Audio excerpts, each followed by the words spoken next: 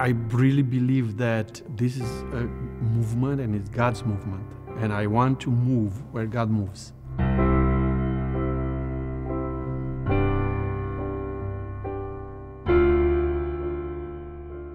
Chicago historically is a very divided city.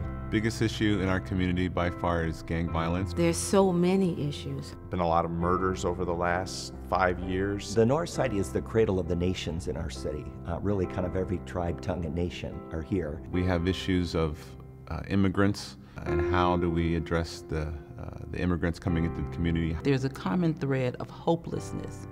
And that thread of hopelessness is we don't know what's going to happen from day to day. I've done many funerals as a youth pastor and a youth worker for over 15 years in Chicago. And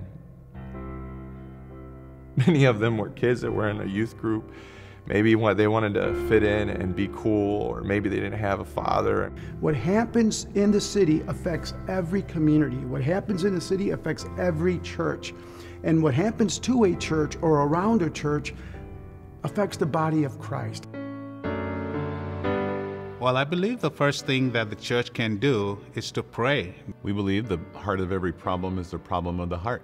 Pray Chicago is a powerful prayer movement, unlike I've ever seen in the last 20 years in Chicago. We are one city bleeding, and we need to see ourselves as one. We're called to work together. We're called to be together. We're called to suffer together. We're called to cry together. We're called to support one another and to pray for one another. All it takes for evil to prevail is for the godly to do nothing.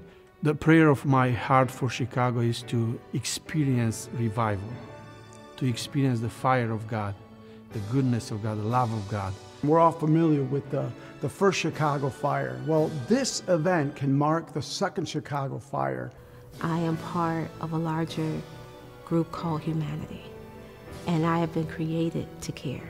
Because if God didn't love me, He wouldn't have saved me.